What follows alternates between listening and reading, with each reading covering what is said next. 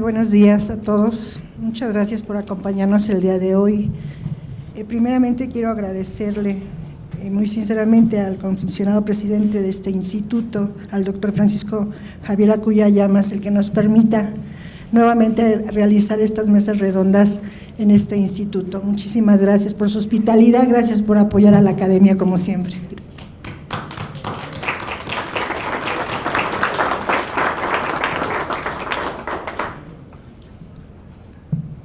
Estamos hablando ya que es la 25 y 26 mesas redondas que se van a realizar el día de hoy. Tenemos nuestra primera mesa redonda y le vamos a dar el uso de la palabra al doctor Luis Molina Piñeiro. Doctor. Buenos días.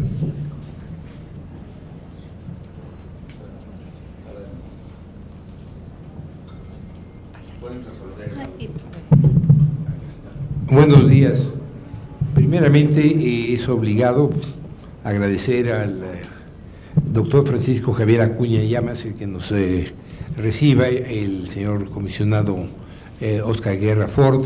Muchísimas gracias por acompañarnos y lógicamente yo quisiera, antes de iniciar el tratamiento del tema, decirles a ustedes que hace unos meses el doctor Acuña ingresó como miembro del colegio. Yo soy presidente de un colegio de profesores que hemos estudiado en el extranjero de manera formal o que hemos impartido cátedra en estas universidades y tenemos la costumbre de nombrar un vicepresidente por cada uno de los países y teníamos muchas dudas en los últimos años de nombrar al vicepresidente de los estudiantes que habían estudiado en España, y después de revisar minuciosamente los antecedentes curriculares de Acuña Llamas, llegamos a la decisión por parte del comité respectivo de nombrarlo o de nombrarte vicepresidente por España de nuestro colegio, y pues quiero aprovechar esta ocasión para anunciarlo y tributarte un aplauso.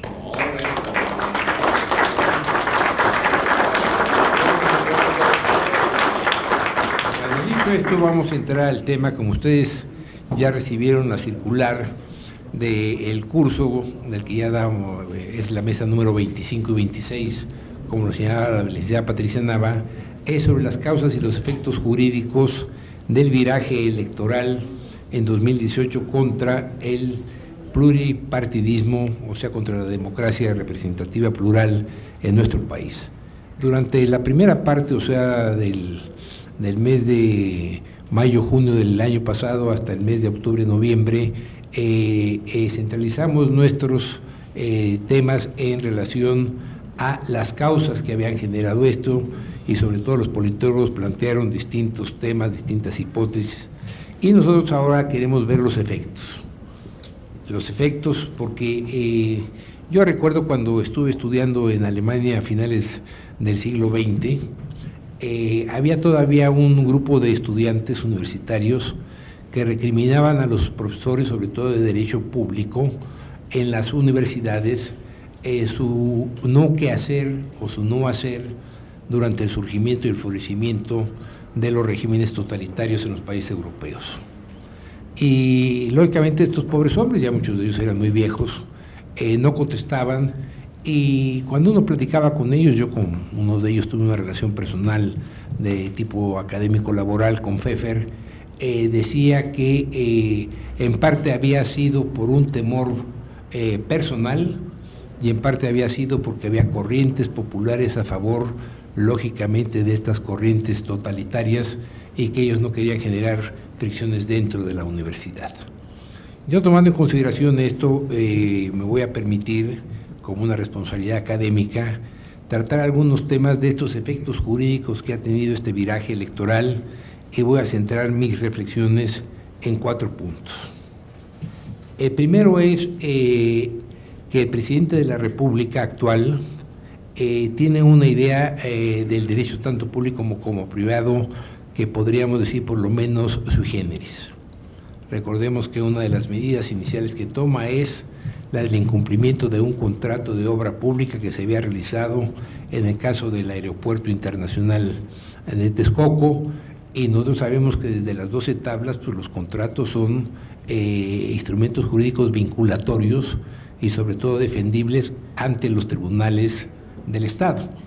Es decir, independientemente de que la voluntad de las partes es soberana en el momento de la celebración del contrato, una vez perfeccionado sale del ámbito privado y se va a llevar hacia el cumplimiento del mismo a través de resoluciones o sentencias judiciales en su caso. O sea, este es un tema que es necesario señalar, que esta es una no concepción jurídica de la relación dentro de un sistema de producción en una sociedad que se encuentra dentro de un esquema que podríamos llamar de libertad de empresa y sobre todo de respeto a la propiedad. El segundo es el caso de esta aberración jurídica de mandar un memorándum para ordenar a servidores públicos el incumplimiento o a una violación de normas de leyes generales y aún de disposiciones constitucionales.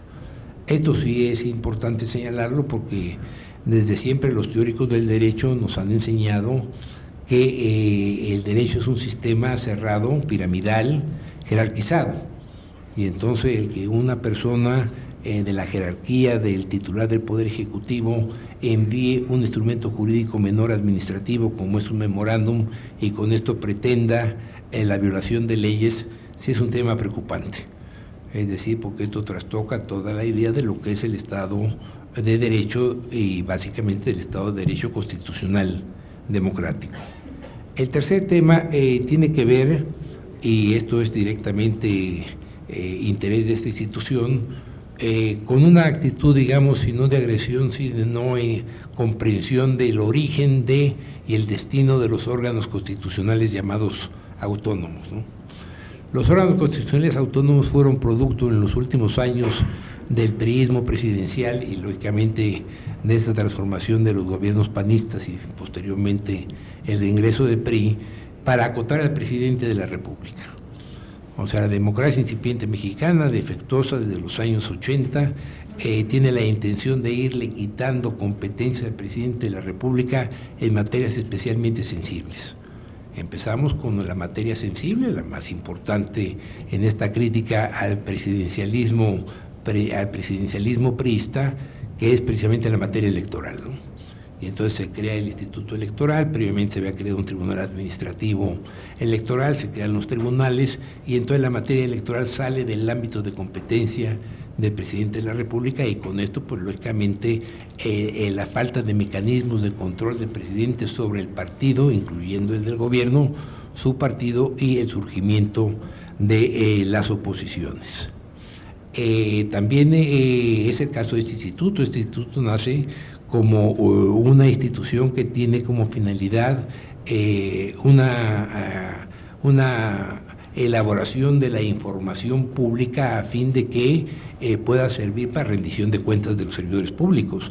O sea, el acceso a la información que tenemos los ciudadanos y que tiene todas las instituciones del Estado tiene finalmente como un objetivo la rendición de cuentas de los servidores públicos, ¿no? Que es una de las medidas sin las cuales no puede hablarse de la estabilidad de un régimen político jurídico respetuoso del derecho. Y ya vimos en esta abrogación de la ley de educación actual de las instituciones como el Instituto de Evaluación Educativa, ¿no? Y entonces, pues lógicamente todos los que nos hemos dedicado a la enseñanza de alguna forma o de otra y los que hemos estado dentro del sistema educativo, sabemos que cualquier sistema educativo que no evalúa es totalmente inocuo. Es decir, no tiene ningún caso la expedición de certificados o de títulos o de grados si realmente esos títulos y esos grados no implican una serie de conocimientos acumulados y son, por lo tanto, simples hojas de papel. El cuarto tema que quiero yo presentar en este momento es el que tiene que ver con esta iniciativa constitucional o con este proyecto de iniciativa o esta intención de iniciar un proceso de reforma constitucional para la revocación del mandato, ¿no? Y esto está dentro de esta concepción, digamos, no jurídica del quehacer político, porque la revocación de un mandato es un acto negativo contra el gobernante.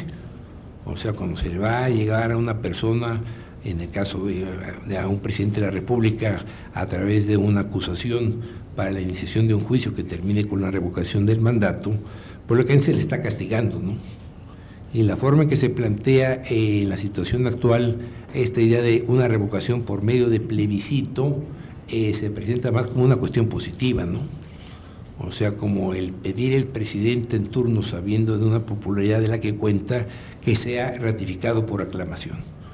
Y entonces, lógicamente, con esta idea del plebiscito, porque el plebiscito es eso, ¿no? El plebiscito no es un proceso electoral sujeto a reglas precisas, sino es una situación que va a exaltar la emoción y la circunstancia del momento. En la cultura occidental, el plebiscito, como lo hemos visto en los últimos años, no es una medida política democrática. Plebiscitos hubo en Inglaterra y tenemos el problema que todavía no se resuelve del Brexit, ¿no? Plebiscitos hubo en Colombia en relación a lo de la paz y se dieron consecuencias negativas. O sea, el plebiscito desde los orígenes de la cultura llamada occidental cristiana es una institución sin prestigio. Recordemos que este es un tema que trata hasta personas con criterios estrictamente jurídicos positivistas como es Hans Kelsen, ¿no? Recuerden que Kelsen termina su libro sobre la democracia, sobre la esencia y el valor de la democracia, haciendo referencia al juicio de Jesús en Jerusalén, ¿no? O sea, cuando Poncio Pilatos, tratando de encontrar una forma de resolver el problema de Cristo Jesús, convoca a un plebiscito y el pueblo judío vota a favor de Barrabás. Y como termina el Evangelio de San Juan, Barrabás era un ladrón, ¿no? O sea, el plebiscito no es en la cultura occidental una institución que tenga una fundamentación histórica positiva o valiosa, ¿no? Entonces, estos son los 4 temas que yo quise poner en esta mesa, porque creo que tienen que ver con una concepción jurídica de lo político, ¿no? O sea, la democracia es eso, la democracia es una concepción jurídica de cómo resolver los conflictos de la sociedad para que los instrumentos políticos sean los adecuados mediante el cumplimiento estricto de la ley a través de la fundamentación de todos los actos de los gobernantes, tanto los importantes como los no importantes. Esto es lo que es necesario subrayar. La democracia implica que el quehacer del gobernante esté siempre fundamentado en la ley. No existe legitimación democrática si no existe o si no se construye esta sobre la legalidad democrática. Muchas gracias.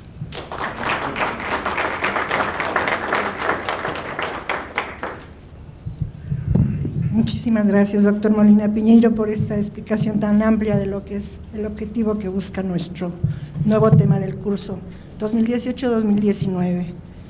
Bien, pasamos con nuestra primera ponente. Perdón, sí, doctor, perdón. Mil disculpas. Sí. No, lo que pasa es que yo no me puedo quedar todo el tiempo, entonces digo, tengo que hablar primero para agradecer honradamente, con sinceridad manifiesta, las cálidas palabras de nuestro querido amigo, el maestro, yo no te digo Jorge nunca, pero Luis Molina Piñeiro, porque además ha sintetizado enormes décadas o hasta siglos de disquisición teorética en torno a figuras como las que hoy ocupan esta mesa. Pero yo no puedo aceptar cariñosamente, aún así, que se agradezca solo a mi persona. En mi persona están representados mis compañeros comisionados, porque somos los compañeros comisionados, el comisionado Guerra Ford, que se encuentra aquí justamente y estuvo aquí afuera viendo un tema, pero estará aquí un rato más también participando en esta mesa. Hemos sido entusiastas de participar con el maestro Molina Piñeiro y con Patricia Nava en estas iniciativas que nos han unido. Hoy quiero dar la bienvenida en esta mesa, no solo a don Luis, que es de casa y que como todos ustedes saben que esta es una institución pública que es del pueblo y que es de todos, que es de México, de los mexicanos y del mundo, porque la democracia es un asunto mundial, no solo local o territorialmente acotado al país. Pero recibir a nuestro querido amigo Julio César, decirte que como presidente del InfoDF, o como yo le digo, ya ahora se llama Instituto de Transparencia de la Ciudad de México, Julio César Bonilla, que nos acompañes, porque además debo decir que nos une, pues bueno, que somos parte del Sistema Nacional de Transparencia, y además yo siempre lo digo, el INAI está aposentado físicamente, sucede en la en la sede de la ciudad, en la Ciudad de México. Entonces, hay una colindancia entrañable que nos hace, por muchas razones, ser mucho más cercanos, porque en la geografía y en la distancia estamos en una misma localidad y a muy corta distancia física, pero además gozando de la anfitrionía natural que nos ofrece la Ciudad de México y bueno, coronada por la amistad. Es de que Julio César, da por favor a tus compañeros también de Pleno, a tus 4 compañeros comisionados, un saludo cariñoso de parte de nosotros. Y aquí presente tú, no solo por ser coanfitrión, en términos ya decíamos de la institucionalidad, sino por ser un investigador y un académico permanente que también te ha sumado a estos esfuerzos y naturalmente un gusto que estés con nosotros. Y saludo y doy la bienvenida a nombre de todos a la doctora María Elena Lanís Herrera, magistrada del Tribunal Electoral del Estado de Durango, a la doctora María Guadalupe González Jordán, la consejera electoral del Instituto Electoral del Estado de México, gracias, al doctor Santiago López Acosta, consejero electoral del Instituto de Guanajuato, y saludamos también, bueno, me falta de los presentes, perdón, aquí me falta alguno que no vaya a omitir, discúlpame, ya estoy aquí. Y las siguientes mesas, pues vamos a dar la bienvenida a la maestra Yolida Bey Alvarado de la Cruz, magistrada del Tribunal Electoral de Tabasco, gracias Yoli, a Irma Ramírez Cruz, consejera electoral del Instituto Electoral de Michoacán, al maestro Fernando Gesto Martínez, profesor de la Facultad de Derecho de la UNAM, a José Lorenzo Álvarez Montero, investigador del Instituto de Investigaciones Jurídicas de la Universidad Veracruzana, ya hemos saludado, al maestro Óscar Mauricio Grafor, que es mi hermano, compañero comisionado, y bueno, a Víctor Manuel Díaz Vázquez, que también estarán durante la mañana. Habrá simulacro a las 11, ya nos lo han advertido, para que no nos vaya a asustar la alarma, porque además de que es espantosa, nos produce profunda angustia a casi todos. Bueno, yo solo quiero decir 2 cosas en relación a por qué el INAI y por qué el InfoDF son partícipes de esta iniciativa, que además se tradujo en la plasmación de un formidable texto, que ya lo ha mencionado el maestro Piñeira, pero que lo quiero decir, Molina Piñeiro, perdón, el maestro Molina Piñeiro, pero que lo quiero decir también. El INAI y el similar de la Ciudad de México representan uno de esos varios organismos autónomos que fueron literalmente, como lo dijo el maestro, extirpados. Las funciones o las soluciones de estas instituciones fueron para extirpar de un ejecutivo omnipresente, que lo hubo en México y que no queremos nadie a ciencia cierta desde una perspectiva democrática que vuelva a ser así. Fueron extirpados de un ejecutivo que se agigantó al nivel de representar por sí mismo al Estado. El Estado mexicano, cuando yo fui a estudiar mi doctorado en Madrid, y lo decía, la discusión era cómo en México el Estado era básicamente el Ejecutivo y por excepción, así, en el pedacito mínimo que podía aparecer, el Legislativo y el Judicial. En esa idea tricotómica o tripartita, que ya muy superada, de los poderes clásicos o convencionales, en el caso mexicano, como en ningún otro caso de Iberoamérica y del mundo en muchos sentidos, salvo, claro, excepciones que ya son casos extremos, como Cuba, en su momento, que era otra connotación todavía, no había ahí ni siquiera había una intención democrática de baja intensidad como la tuvimos acá durante largo tiempo. Entonces, estos órganos autónomos que disgustan a algunos, que no agradan a otros, que producen molestias a varios o a muchos o a pocos, fueron precisamente pedazos que la democracia permitió cortarle al Ejecutivo, que tenía un presidencialismo delirante, que era hipertrófico y que era incontrovertiblemente antidemocrático, porque precisamente envolvía todos los procesos y todos los procedimientos, porque precisamente respiraba y transpiraba todo lo que según él era el sentir del pueblo. O sea, ese era el presidencialismo delirante al que le fuimos cortando en cirugía democrática durante casi 4 décadas de procesos ininterrumpidos de ir compactando al Ejecutivo para que no fuera dañino a la idea del Estado, para que fuera un pilar del Estado, para que fuera el jefe del Estado, sí, y el jefe de la administración pública más importante en términos de tamaño, la federal, pero no para que fuera asfixiante y que le robara el espíritu y el oxígeno a todas las demás expresiones políticas del juego político. Entonces, esa es la razón por la que nació el INE, para que el Ejecutivo no contara los votos y no simulara en las elecciones. Esa fue la razón por la que el Banco de México obtuvo su carta de naturaleza, para que el Ejecutivo no meneara ni echara el circulante al tope como lo hizo tantas veces y llevara la inflación al desgarriate, y que no hubiera ninguna defensa de la moneda y de su valor frente a las divisas extranjeras, pero tampoco de la combate a la inflación, que es el peor de los impuestos. Por eso nació el INEGI, para que no fuera México como lo fue y Turquía, y en un momento dado también Birmania, los 3 países más mentirosos con las cifras estatales. Si México pretendía a la FAO en búsqueda de créditos para la alimentación y problemas de desnutrición en México, le daba unas cifras de natalidad y de mortalidad, pero para participar con otro tipo de organismos internacionales daba otras cifras absolutamente voluntariosas que solo el Ejecutivo en Gobernación confeccionaba y resolvía. Por eso nació la Comisión Nacional de los Derechos Humanos, para poder exigir al Ejecutivo que no simulara y que no hiciera lo que pasaba, que generaba una carrera persecutoria en manos de los agentes policíacos y ministeriales, y que hicieron de la tortura un edén en este país. La tortura contra la que Carpizo tanto luchó y que en ese momento era el peor flagelo, hoy no es la tortura, porque la tortura ya dejó de ser físicamente terrible, espantosa, sino fue después ahora el secuestro y el flagelo de la extorsión, por la colisión precisamente de ese narcopoder que se ha extendido de manera aberrante por el país.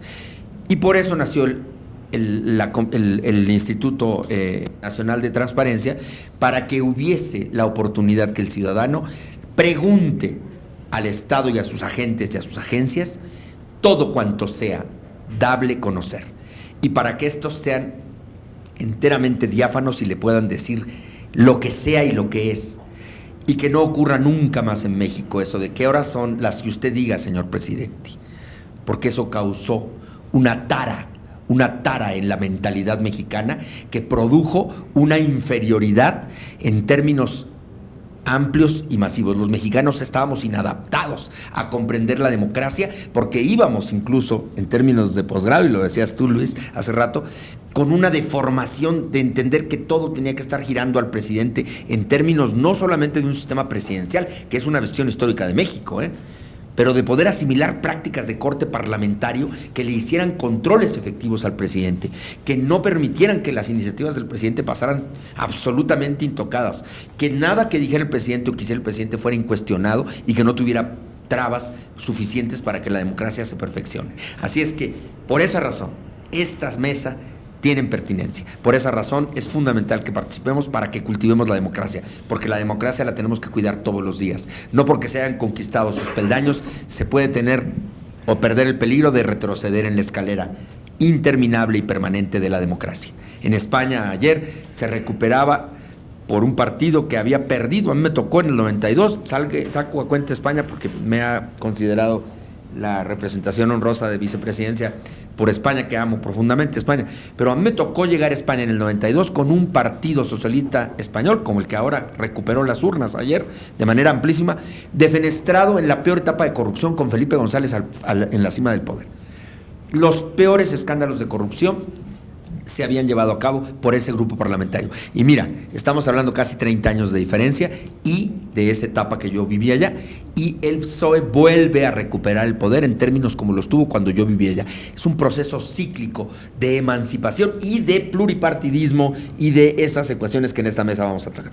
Y yo cierro mis palabras emocionado por la presencia de ustedes, agradecido por la oportunidad de contemporizar, y sí señalando con ahínco que la libertad de expresión, la democracia básica no puede quedar así. El INAI fue partícipe en la elección pasada de dos maneras interesantes. Claro, de una manera cauta y cuidadosa, prudencial. Pero nosotros desde el INAI le dimos seguimiento a las denuncias por el uso y la aplicación de la app que el INE puso para las candidaturas independientes, que es otro ejercicio, otro experimento del que ahora el próximo libro tendrá que tratar seguramente, maestro. El éxito o no, la circunstancia, el estado de la cuestión sobre las candidaturas independientes, que el hecho que ninguna haya prosperado a la presidencia no quiere decir que no haya sido muy importante en las diputaciones y en los senadores y en los alcaldes de todo el país. Y ahí el app, nosotros hicimos un procedimiento que en ese momento con cautela para no dañar al INE, porque estaba acosado, una situación de un proceso electoral en marcha, hicimos un procedimiento de oficio. Marichú, la candidata que inició y que luego abandonó la campaña, inició una queja porque ella tenía dudas suficientes sobre si la app retenía los datos personales de los adherentes que le manifestaban su respaldo. Nosotros llegamos a la conclusión, es largo el asunto, hay que explicarlo, que no había afortunadamente un daño que traicionara los datos personales en términos preocupantes, pero sí que tenía que hacerse muchas cosas que el INE está haciendo para mejorar su aplicación, que le costó mucho al erario mexicano y que era un experimento. Bueno, pongo ese ejemplo. Y dos, el seguimiento a los partidos políticos como unidades de transparencia y como sujetos obligados, que ha sido un asunto que ha hecho la Dirección General de Atención a Partidos Políticos y Organismos Descentralizados, que encabezó Miguel Novoa hasta hace unos días, que se fue de jurídico. Y aquí está el equipo de esa Dirección General, a los que también reconozco y agradezco, porque les ha tocado trabajar ese tema de contacto, de seguimiento y de control a los partidos políticos como sujetos obligados. Y aquí se encuentra, desde luego, nuestro secretario de Acceso a la Información, que es Adrián Alcalá, bajo su mando y su coordinación se llevaron a cabo estos trabajos. Pues yo cierro con las palabras inevitables: bienvenidos y no se vayan nunca, porque el INAI como institución pública debe tener siempre mesas de discusión y de debate para colocarnos siempre a la mirada de la sociedad. Muchas gracias, de verdad.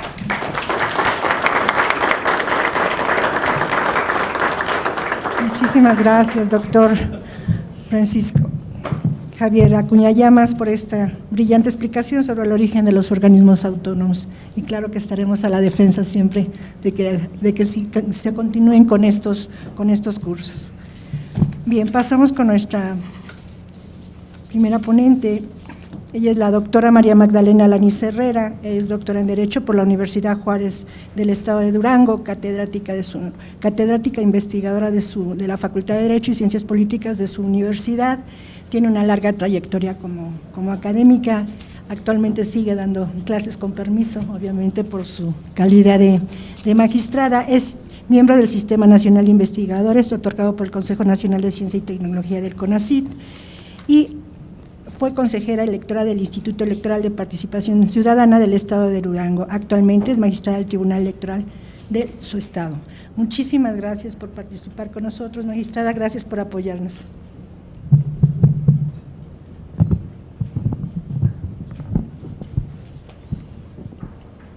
Muy buenos días a todas y a todos, es un gusto estar con ustedes esta mañana. Quiero expresar mi agradecimiento de compartir este panel con tan distinguidos juristas y especialistas en la materia. Y primero que nada, agradeciendo la deferencia de la invitación al doctor Luis Jorge Molina Piñeiro, a la licenciada Pati Nava, secretaria de COPUEX, y bueno, en las personas del doctor Francisco Javier Acuña Llamas, comisionado presidente del Instituto Nacional de Acceso a la Información y Protección de Datos Personales, y del maestro Julio César Bonilla Gutiérrez, nuestro anfitrión, comisionado presidente del Instituto de Transparencia. Agradecerles precisamente el que estén dando estos foros y estas oportunidades de libertad de expresión, de un análisis de nuestra democracia y de estas plataformas que tanta falta nos hace. Y si me permiten, entrando en materia, voy a retomar algunos de los puntos que he escuchado aquí en del doctor Acuña Llamas, en el sentido del pluripartidismo. Efectivamente, el tema que el día de hoy nos convoca son las causas y efectos de las elecciones del 2018 contra el pluripartidismo en México.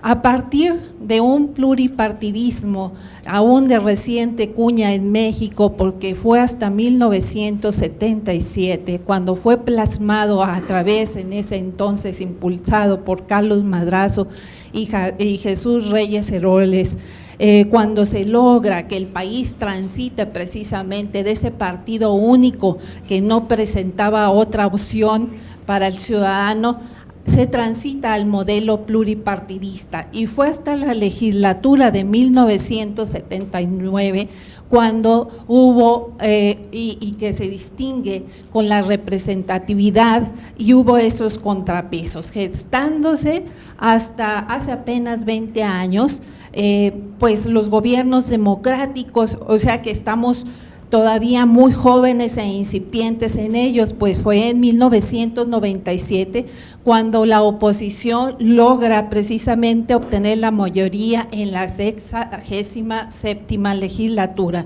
y el Partido Revolucionario Institucional deja por primera vez de tener la mayoría absoluta en la Cámara de Diputados. Bajo este contexto, inicia también las elecciones federales de 2018 que hoy nos convocan, denominadas oficialmente o calificadas por la autoridad por la más grande, no solo porque el número de cargos públicos en disputa, que eran 3.326, sino también porque íbamos a estreno con elecciones concurrentes en 30 de los 32 estados de la República. Y bueno, a partir de ello, con 9 partidos políticos en la gama de las decisiones.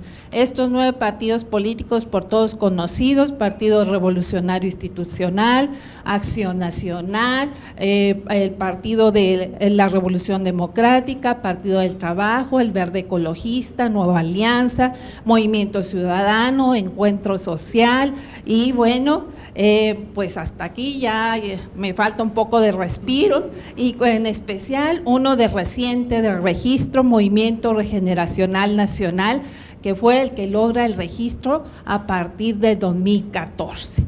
Toda esta gama presentaba precisamente ese amplio abanico en el que aparentemente el ciudadano iba a tomar sus decisiones. Formaron coaliciones ya conocidas por todo, esas coaliciones: PAN, Movimiento Ciudadano, PRD, PRI, Verde, y tenemos por ahí también PAN, PRI, el Verde, y tenemos también Acción Nacional con Movimiento Ciudadano y con el, ¿cuál otro fue? Partido Acción Nacional, Movimiento Ciudadano y con el Verde, ¿sí? Entonces, de esta manera, pues esa era la moneda que estaba en el aire para tomar decisiones, también con sus candidatos independientes, y aquí la moneda en el aire era saber si se posesionaría ese bipartidismo que venía acentuándose en los últimos años, o si el fantasma del abstencionismo se haría presente, si ese ciudadano calificado por el informe INE, un estudio realizado precisamente en 2014, el ciudadano pasivo se mantendría distante, y al final de cuentas resultaría el camino para muchos ya conocido en cuestiones de resultados. Es ahí en donde se da ese viraje. Yo me fui al diccionario, bueno, viraje, que después es un cambio brusco en la conducta habitual de la ciudadanía. Y es así como se dan estos cambios, y al abordar ese tema de causas y efectos y jurídicos del viraje electoral, pues tenemos que recurrir sin duda alguna a lo dispuesto por el artículo 39 constitucional, que a la letra dice: la soberanía nacional reside esencial y originariamente en el pueblo. Todo poder público dimana del pueblo y se instituye para beneficio de esto. El pueblo tiene en todo tiempo el inalienable derecho de alterar o modificar la forma de su gobierno. Lo anterior, sin duda alguna, quedaba en tela de juicio y bajo reflexión, ya que resultaba más enunciativo que operativo. Así que ello terminaba más en un anhelo que en una realidad, ante una desconfianza, una apatía, una saturación y una aquiescencia implícita del ciudadano a las cuestiones políticas. El rechazo, dicen algunos teóricos, y apatía hacia los asuntos y la participación política parecen ganar terreno precisamente en un momento en que se antojaba en que lo que debiera avanzar sería el interés y la participación. Bueno, este objetivo de ponencia se centra en 3 ejes rectores.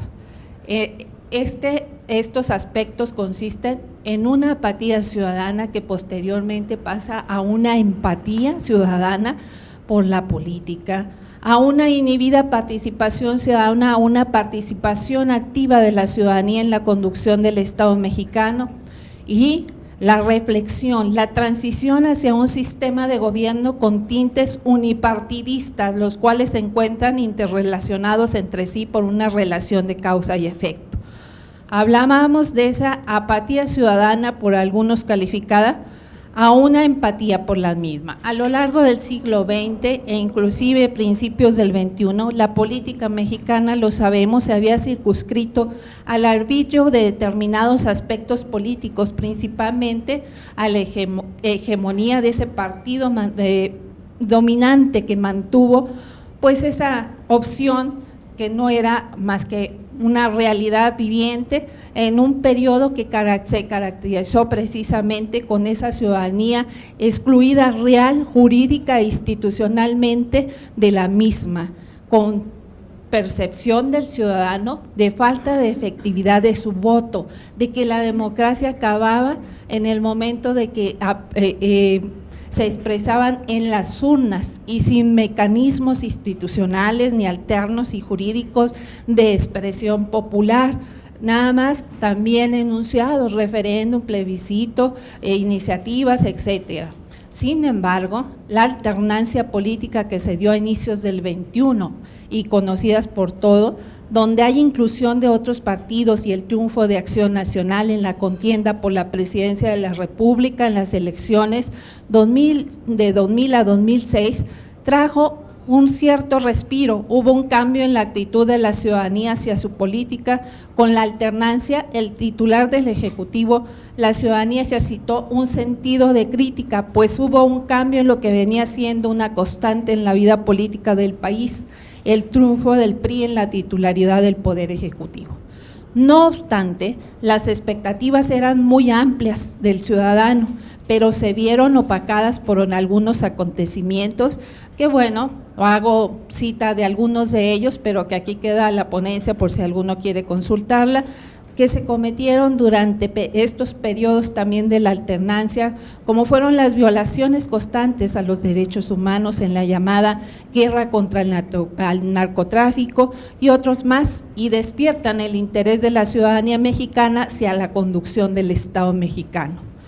Dicho malestar se acentuó con el expresidente, pues con el uso de las nuevas tecnologías de comunicación se produjo una difusión masiva de denuncias, de opiniones, de críticas en relación a la vida pública y privada de distintos funcionarios públicos de todos los niveles de gobierno, así como una relación a actos de corrupción que les involucraban. Otra cuestión fundamental, sin duda, fue la depreciación del peso mexicano frente al dólar americano, la alza de precios de petróleo, etcétera. Por tanto, esa crisis política, económica, social, pues culmina no solo con una apatía de la ciudadanía hacia el gobierno en turno como efecto, sino un rechazo rotundo hacia los partidos políticos en general y a sus integrantes y a todo aquello que tuviera que ver con la política, que reflejaba la falta de progresividad y desarrollo en el país, la poca o nula eficacia de las promesas de campaña, la falta de movilización del país hacia un sistema más democrático y transparente. Las elecciones del 2018, con el triunfo de Andrés Manuel López Obrador, se le vislumbraron con el deseo de un gran sector de la ciudadanía para que se consolidara un cambio estructural y sustantivo en lo que se ha llevado la política mexicana. Esto fue reacción consustancial de un ciudadano incómodo, de un ciudadano saturado, de un ciudadano aparentemente ignorado y de un ciudadano minimizado. Y en ese sentido se puede concluir que desde la postura de la ciudadanía frente a la política contemporánea en México, el viraje se dio por el paso de esa apatía ciudadana y de sus actores a una profunda empatía con ella. Segundo, de esa inhibida participación ciudadana, una participación activa, el viraje se puede destacar en las elecciones del 18 en el fortalecimiento de la participación política y jurídica de la ciudadanía en la vida democrática del país. La apatía de la ciudadanía hacia su política y hacia los partidos políticos inmersos en ella eran causa y son efecto de esa desconfianza y descrédito de la política de los actores que forman parte de ella, provocando en ocasiones que el número de ciudadanos que participaban en las elecciones fuese mínimo. Una vez realizadas las elecciones, se agotaba la participación de la ciudadanía en la política y se rompía ese puente de comunicación entre representantes y representados. De tal manera que en 2018, la ciudadanía minimizada, saturada y cansada hizo ejercicio de su derecho al voto de una manera sin precedentes. Se obtuvo un máximo histórico en votos, dado que se consiguió la más alta participación ciudadana con el 63.4% del padrón electoral, con un total de 56.611.027 votos, casi la mitad de la población nacional. De lo ya expuesto, es posible evidenciar el viraje en la participación democrática de la ciudadanía, la cual se dio en un doble sentido. Por un lado, la transición de una ciudadanía pasiva sin influencia real en la vida democrática del país a una ciudadanía participativa, activa y hasta reactiva, determinante en la elección de sus gobernantes y por ende en la toma de decisiones del país. Independientemente de la afiliación política que haya sostenido la ciudadanía, hubo un consenso en la misma, una convicción política y cívica consistente en abandonar el sentimiento de esa aquiescencia implícita que predominó durante los sexenios anteriores y buscar ese cambio sustancial, estructural en la toma de decisiones y conducciones del Estado. Por último, de una participación activa de la ciudadanía a un sistema de gobierno con tintes unipartidistas. Esto es efecto de las elecciones también de 2018. El sistema pluripartidista o sistema multipartidista ha sido el sistema de gobierno predominante en nuestro país en los últimos tiempos, pero también con un acentuado bipartidismo que vimos en legislaturas que en ocasiones fueron calificadas como parálisis para sacar hasta un presupuesto.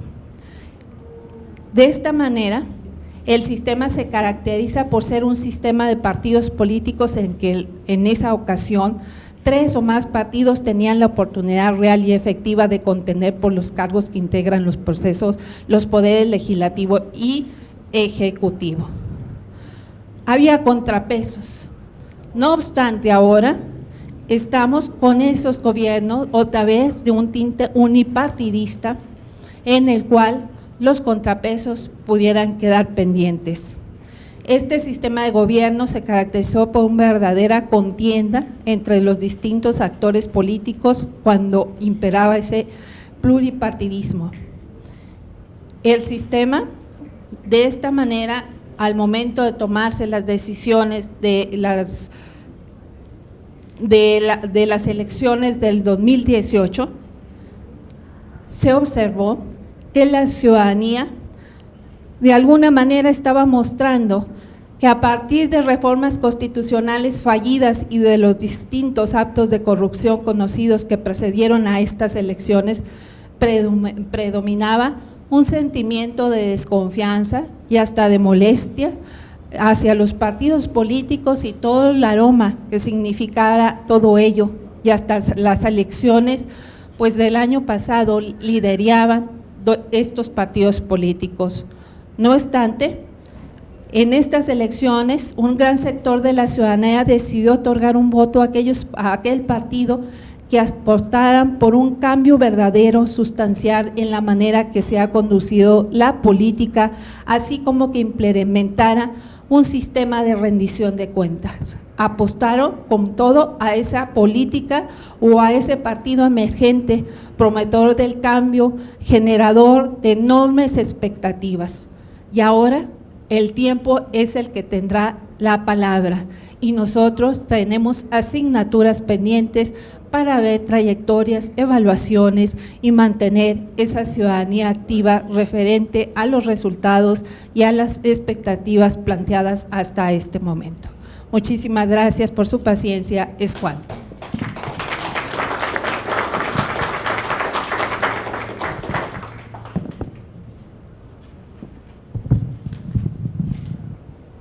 Muchísimas gracias, doctora, por esta brillante exposición, por este análisis histórico sobre el comportamiento en la participación de la ciudadanía en México. A la UNAM a participar en un encuentro que estaba previamente acordado, pero se queda mi compañero Oscar Guerra Ford aquí en la mesa representando al INAI y a todos. Muchas gracias, maestro. No puedo quedar a escuchar a gracias. Gracias, Oscar. Con permiso, Ah, sí, sí. Sí, la mano. Adiós. Estamos entrando pronto. Gracias. Esperamos, claro que sí. Con permiso a todos y gracias a todos. Con permiso.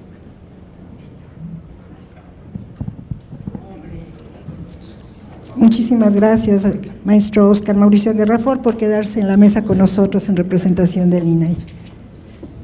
Bien, también por cuestión de agenda le vamos a dar el uso de la palabra al maestro Julio César Bonilla Gutiérrez, a quien primeramente quiero comentarles que con estas mesas redondas, el Info de la Ciudad de México, el Instituto de Transparencia, se une a este curso como coorganizador de mesas redondas. Muchísimas gracias y bienvenido al Info de la Ciudad de México. Le damos el uso de la palabra.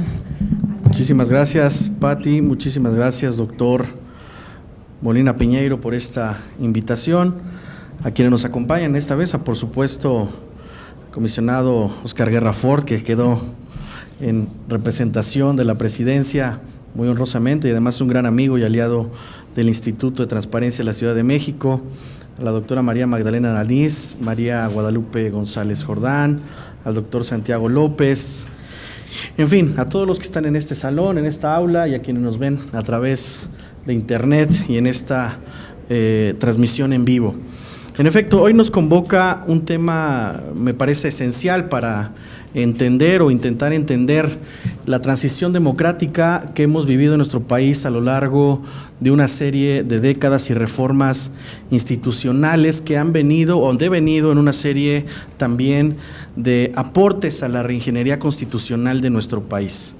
Hoy cualquier Estado que se digne de ser democrático y constitucional al menos debe contemplar dos grandes elementos: la tendencia irrestricta al respeto de los derechos fundamentales y la división de poderes y ese equilibrio que representa pesos y contrapesos en la democracia.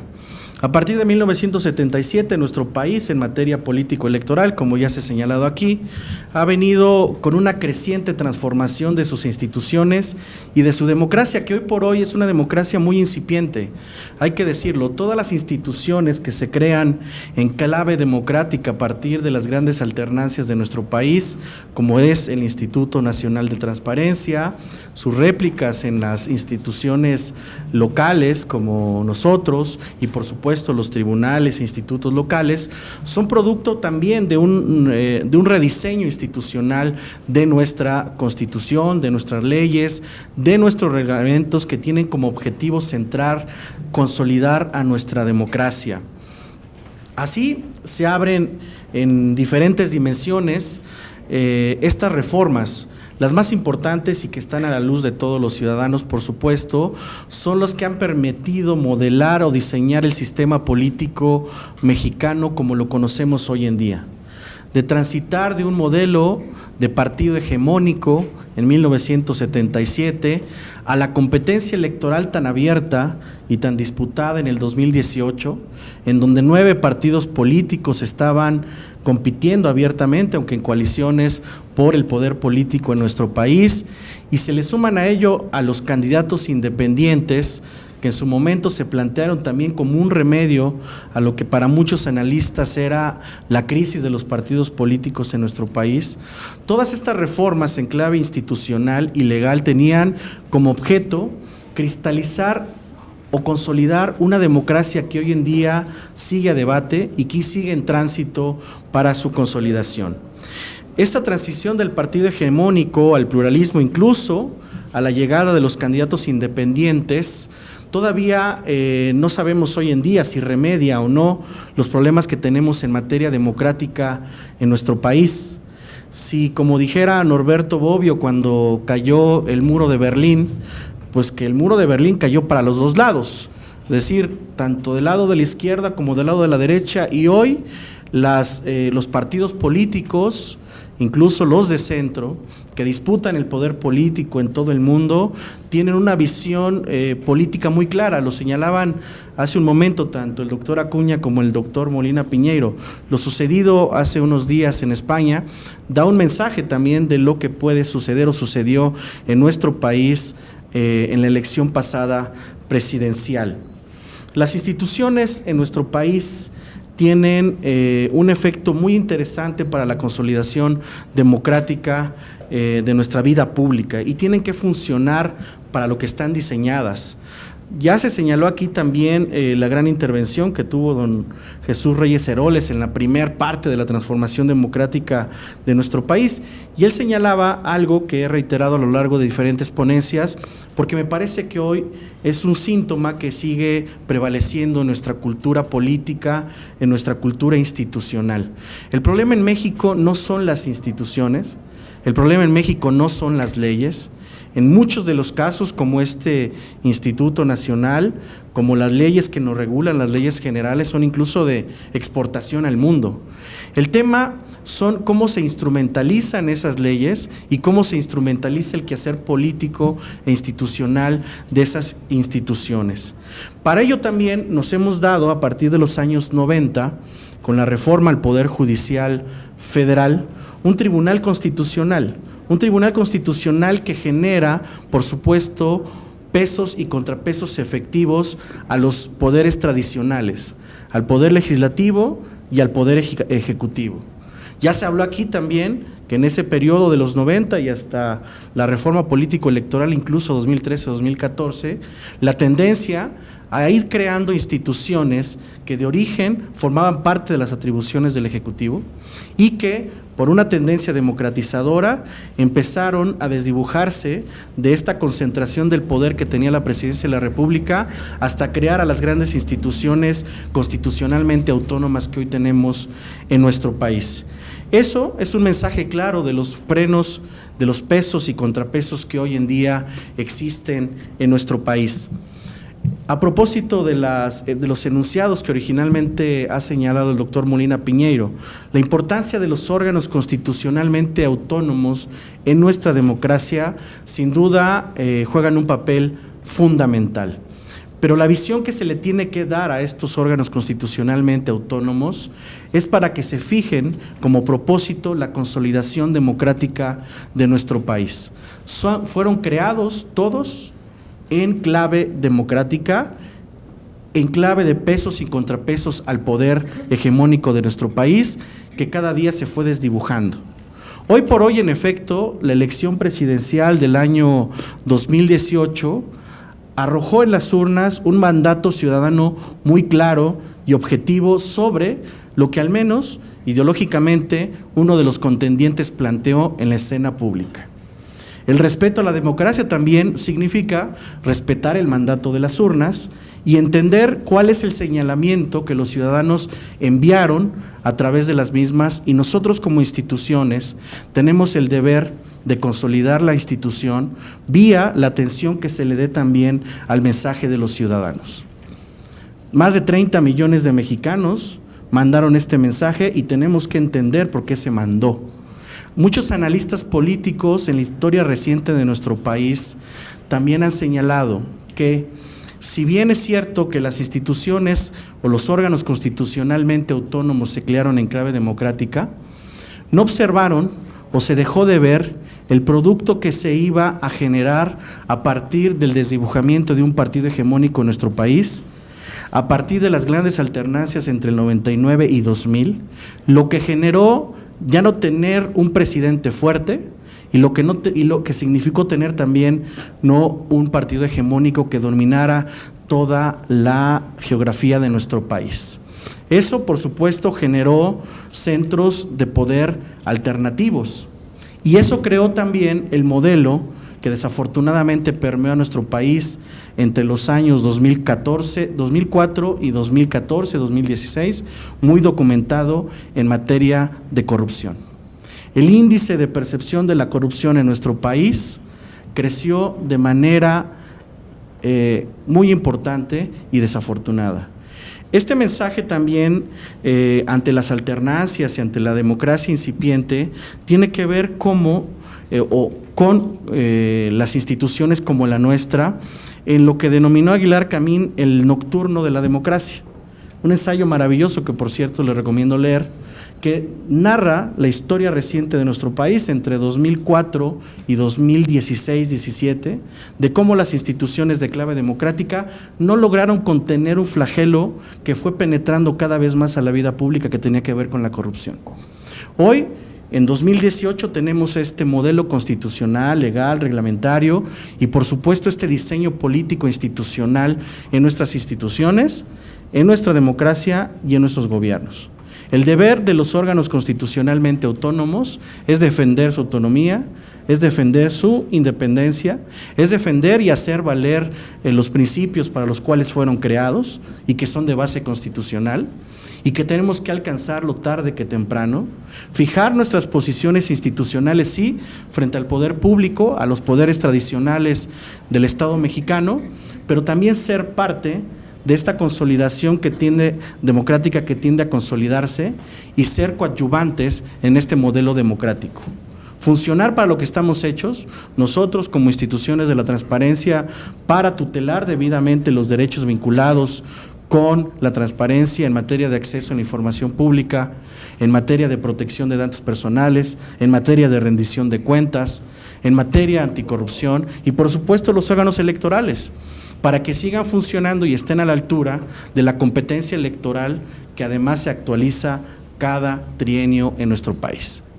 Debemos ser conscientes que los órganos constitucionalmente autónomos estamos para ello y tenemos que funcionar para los objetivos que nos hemos dado desde nuestra independencia, desde nuestra autonomía, sí, pero como un modelo de control efectivo, también tenemos que tener con toda responsabilidad clara el deber institucional de colaboración también con los poderes tradicionales para que juntos podamos diseñar un mejor país.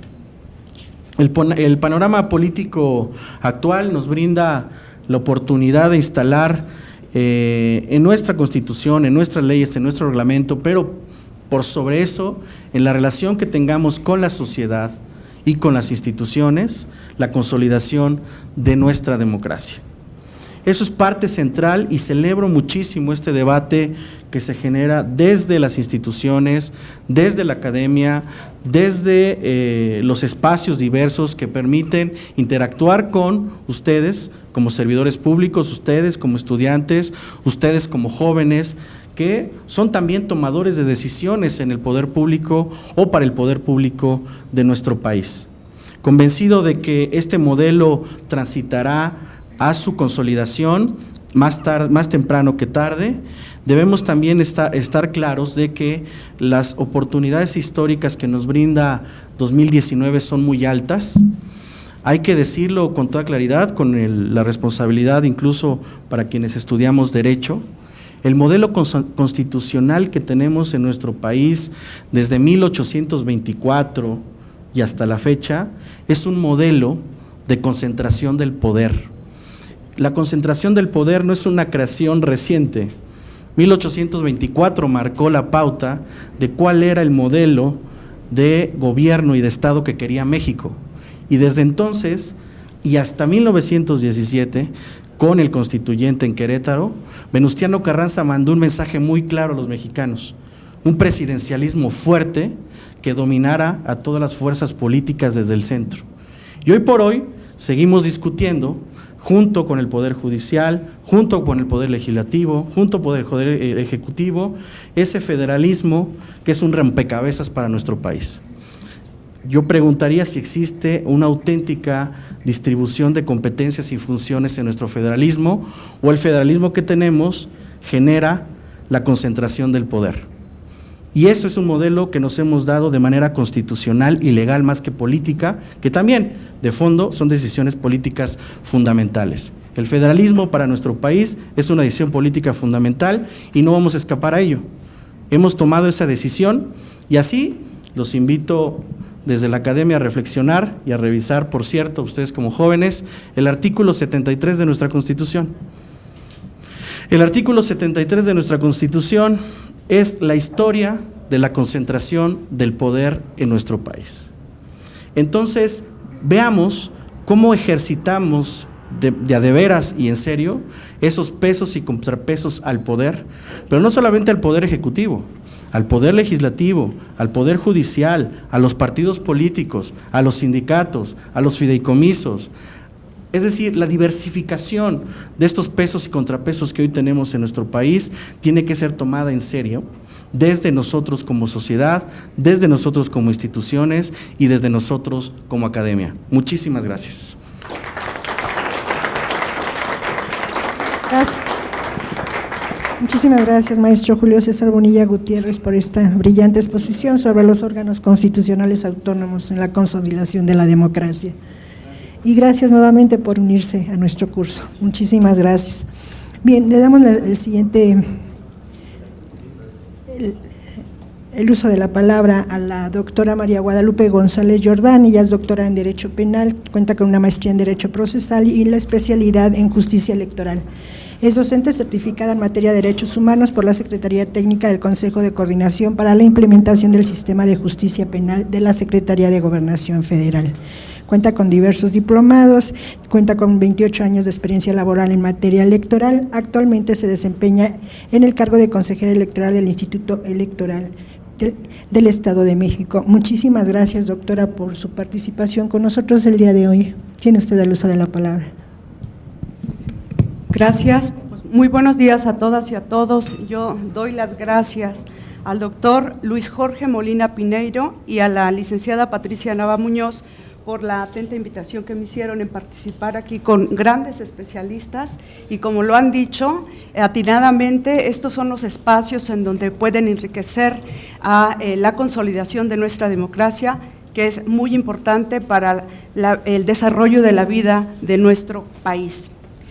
Bueno, fíjense que mi ponencia se va a concentrar en la participación ciudadana como una de las causas y efectos jurídicos del viraje electoral, y la cual, como ya se ha comentado, se vio acogida por la multiplicidad de opciones partidarias.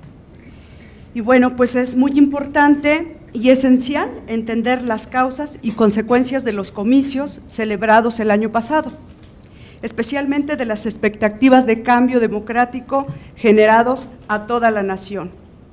Debemos de tener en cuenta y recordar que la elección presidencial del año 2000 tuvo una afluencia del 63.97% de votantes.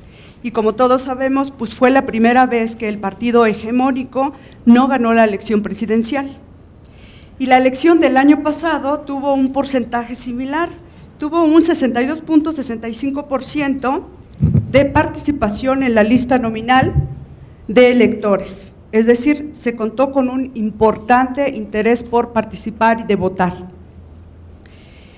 Sin embargo, en la elección del año pasado también se tuvo una alternancia trascendental, ya que nunca se había dado una votación tan numerosa a favor de un candidato ganador, que fue de 30 millones de votos, a diferencia del año 2000, que fue de 15 millones de votos. La cantidad de votos conseguidos en toda la República Mexicana dio el triunfo a un partido diferente que venía gobernando.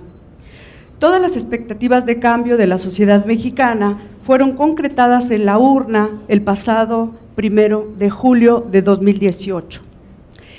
Durante el año 2018, las campañas de los entonces contendientes invitaron a reflexionar sobre el voto a todas las ciudadanos y ciudadanos.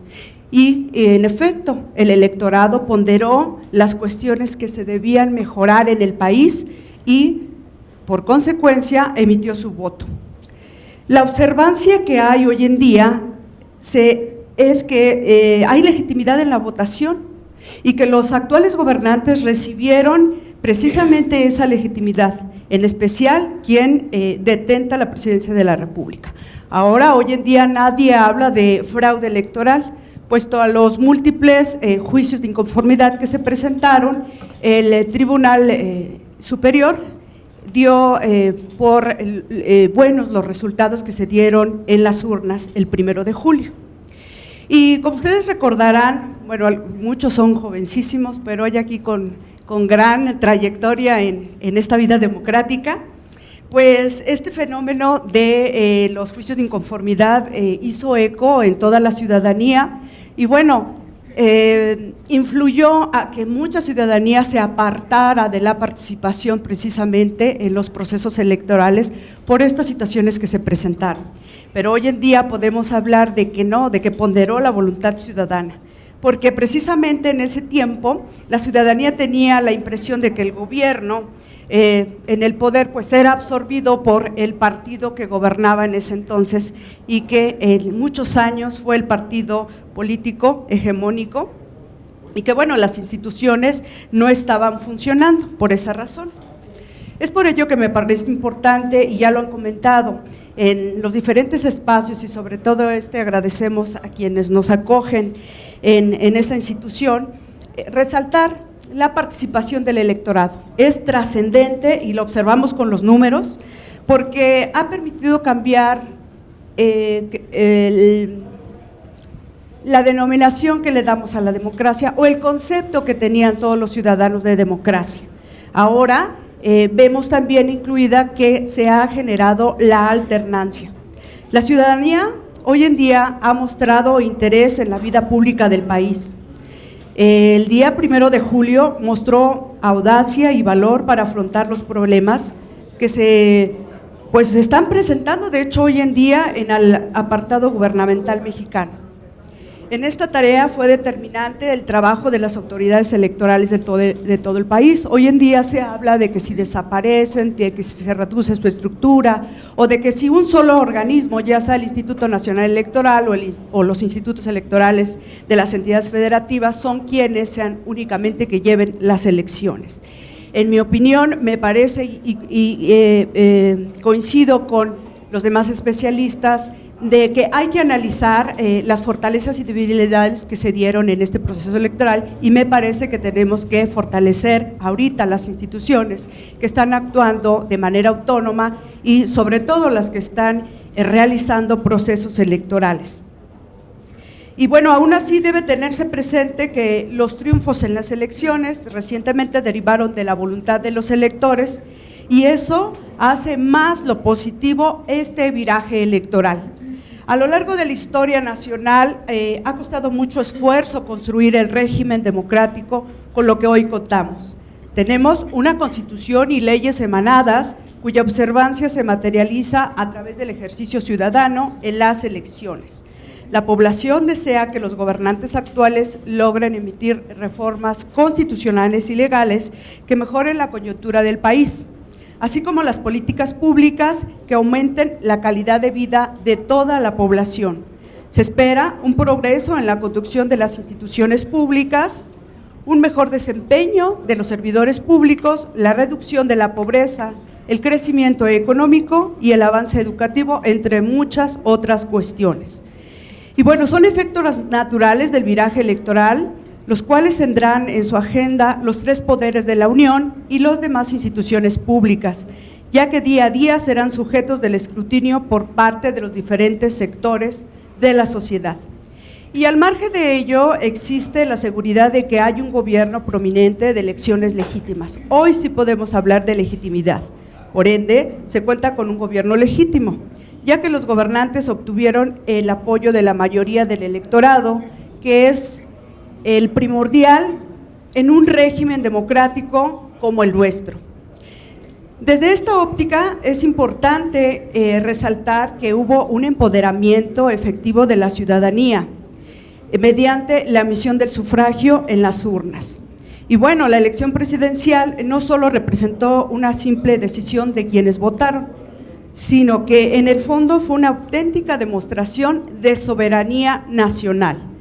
Hay que recordar y no debe olvidarse que la Constitución Federal consagra que el poder público dimana del pueblo y se instituye para beneficio de éste. Por esa razón se dio un gran paso en la consolidación de la democracia mexicana, ya que el poder de representación política quedó reflejado en la conformación de los poderes ejecutivo, federal, locales y del Congreso de la Unión, así como en las legislaturas locales y en los ayuntamientos. Lo que sigue es que los ciudadanos vigilen la actuación de los representantes populares. Está muy interesada en conocer, de hecho, esta ciudadanía, como es las iniciativas de la ley, las políticas públicas proyectadas en los 3 niveles de gobierno. Y cabe resaltar que en la última elección hubo personas que ganaron un cargo de elección popular no antes vistas. De hecho, el escenario político lo vemos conformado distintamente, porque hoy observamos caras nuevas en el poder público. Hay mujeres que por primera vez obtuvieron el triunfo a partir de la decisión del electorado, así que lo llamativo es que se les dio la oportunidad a otros actores políticos que no habían fungido en ningún momento. Y bueno, hay una expectativa de cambio en el modelo político, económico y social de México, pues no es menor que en la última elección presidencial el mayor triunfo lo haya tenido la soberanía nacional.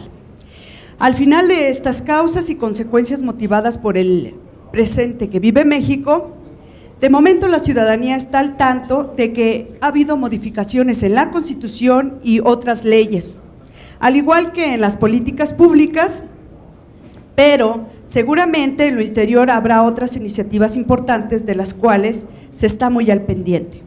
Bueno, es importante tener en cuenta y recordar, ya nos lo han comentado, que ha habido reformas trascendentales, ya que en el año de 1994 inició la primera reforma con los diputados de partido, ¿sí? La primera reforma en donde la representación del órgano constitucional se va consolidando y conformando, y ya es hasta 1977 cuando la inclusión de 100 diputados de representación proporcional pues viene a conformando esta consolidación pluripartidista. Y es en 1986 cuando los diputados crece su número y es a 200 diputados. Y en 1996 se fija el techo límite de diputados, que ningún partido político tenía que tener mayoría absoluta en las cámaras. Bueno, pues viene una reforma trascendental en 2007-2008, en donde la regulación de los tiempos del Estado y de radio y televisión pues es controlado por un instituto único, que es el Instituto Federal Electoral en ese entonces, y entonces pues ahora sí el trabajo y la estructura en cuanto a medios de comunicación es revisado por este instituto y bueno, cambia la estructura de las campañas y pues esto también viene a consolidar y a cambiar el pluripartidismo en nuestro México. Y bueno, ya aquí lo han comentado, hay que ver la figura jurídica de las candidaturas independientes que se incluyeron en la reforma 2013-2014 y hay que reflexionar si verdaderamente pues estas candidaturas están ayudando a la democracia en nuestro México, porque si bien es cierto, si se van a consolidar como debe ser, ¿dónde vamos a dejar el pluripartidismo? Ahora, si el pluripartidismo va a consolidarse de manera inversa, ¿cómo vamos a estar dejando estas candidaturas independientes? Bueno, pues hay reglas que tienen efectos… Por la interrupción, doctor. Perdón, sí. Es que va a haber simulacro dentro de 5 minutos y como acaban de llegar alumnos, quisiéramos informarles que a las 11 va a sonar la alarma sísmica. Sí, estamos a unos minutos, perdón. Va a sonar la alarma sísmica, va a haber un simulacro, entonces para que no se espanten, por favor, ahorita las estamos en continuamos, Fernando. Continuamos, doctora. Ok, gracias. Por favor, gracias. Sí, muchísimas gracias. No, al contrario. Bueno, entonces vemos que los tiempos y las realidades actuales exigen cambios. La ciudadanía tendrá que insistir a los representantes populares que se consoliden temas pendientes para mejorar el sistema electoral y democrático, y junto con los partidos políticos coadyuvar a promover los valores cívicos y la participación ciudadana, incentivar a los institutos electorales a que financien la cultura cívica y mantener el buen desarrollo de los procesos electorales. Y bien, cuando les digo que la ciudadanía y todos los actores en general estaremos muy al pendiente, yo quiero traerles aquí, pues que vamos a estar reflexionando precisamente sobre una influencia del viraje electoral, que es en relación con la elección consecutiva, conocida como la reelección, porque observamos que en el año 2018 los votantes contaron con una nueva herramienta para emitir su sufragio, la elección consecutiva, la cual sirvió para mantener o rechazar al representante popular de su comunidad por el que previamente habían votado.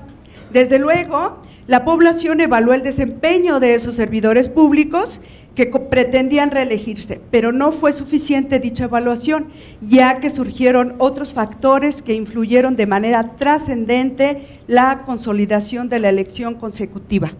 De hecho, de que no todos los candidatos a los que les aplicaba el derecho de reelegirse aparecieron en las boletas de nueva cuenta, y los que aparecieron en las boletas de nueva cuenta pues no lograron el triunfo. Como todos sabemos y todos lo observamos, fue debido a la tendencia que se generó a un candidato presidencial. De hecho, podemos observar diferentes porcentajes en cuanto a la elección presidencial, en cuanto a las elecciones de senadores, en cuanto a las elecciones de diputados, ya sea federales y locales, y a las de ayuntamientos. Pero vemos un porcentaje similar porque la tendencia que se generó hasta a este candidato presidencial pues fue muy bien visto, y más que nada observable, a eso me refiero. Y bueno, en cuanto a la democracia pluripartidista, ya lo comenté, desde el año de 1964, incluso hasta el año 2014, los sistemas democráticos y electoral han evolucionado, y bueno, seguirán sufriendo modificaciones trascendentes de lo vivido en los últimos años. Hay que recordar que los tiempos, los procedimientos, las personas, pues se vive en diferentes contextos, por ende, pues tiene que haber una reforma. Y tras cada elección surgen propuestas de reforma a la Constitución y a las leyes de la materia sobre todo. Por lo tanto, se visualizan cambios en la legislación. La democracia pluripartidista mexicana seguirá vigente porque es la parte del sistema democrático que se consolidó desde hace varias décadas. Y desde luego queda en el electorado decidir qué partidos políticos deben mantener su registro, porque pues hoy en día está regulado el derecho de asociación también para ellos, y seguir pugnando porque sigan en el espacio, en la contienda, para que también sean electos por parte de la ciudadanía. Y bueno, pues es un derecho que está reconocido fundamentalmente en la Constitución política, que permite la participación de varios partidos políticos mientras no haya otra forma sobre el particular. Y bueno, pues las minorías tendrán cabida en los comicios y en los espacios de elección popular hasta que no haya una reforma en contrario. Y por ello, considero que es muy sano que exista la alternancia en el poder público, ya que es la finalidad de los regímenes democráticos. Y de esta forma se hace posible que haya pluralidad en los cargos, contendiendo, y los que están en el poder se obligan a ofrecer alternativas renovadas, mejores proyectos para la ciudadanía, ¿sí?, mejores beneficios. Y en este sentido, pues vuelvo a reconocer la participación ciudadana, ya que, pues todos lo sabemos, incluso ustedes jóvenes, sin la participación ciudadana, pues no se consolida nuestra democracia. Y también la participación ciudadana es pilar de la elección de representantes populares. Y además, no hay mejor forma de aumentar la calidad democrática del país. Y bueno, congratulados estamos por el mayor porcentaje que tuvimos en esta elección, porque pues en otros espacios lo hemos comentado, participando todos, opinando todos, nos parece que nuestro México pues puede caminar mejor, a que solo sean unos cuantos. Y bueno, para cerrar, quiero compartir con ustedes que me parece muy apropiado las palabras de Ernesto Alonso Tosca, quien en el contexto de la alternancia refiere lo siguiente: el valor fundamental de la alternancia política no solo es que se cambien las personas o los partidos en el poder, sino que haya un cambio positivo en el funcionamiento de las instituciones de una democracia representativa. No se trata de un simple cambio de individuos o ideologías, sino de una modificación de manera sustancial en la distribución del poder, acompañado de nuevos mecanismos institucionales, nuevas formas de hacer políticas públicas que sean eficaces y eficientes, que generen equidad en los beneficios sociales, una modificación que incite a los gobernantes a cumplir con mayor efectividad los intereses de sus representados y contribuir a la disminución de la incertidumbre asociada a cualquier proceso de transición política. Y hasta aquí cierro la cita de este autor. Y bueno, hay que mencionar que el mayor efecto jurídico en la elección de 2018 es la expectativa de cambio en la conducción del país por parte de la población, porque me parece que todos estamos interesados a que el país le vaya bien, a que vivamos bien y a que nuestras exigencias, incluso de manera particular, pues se consoliden, precisamente las necesidades que cada uno de nosotros requiere. Y bueno, estas acciones se van a concretar conforme haya reformas constitucionales y legales debido a los contextos que se presentan. Así también se espera que las políticas públicas mejoren aspectos vitales de la población.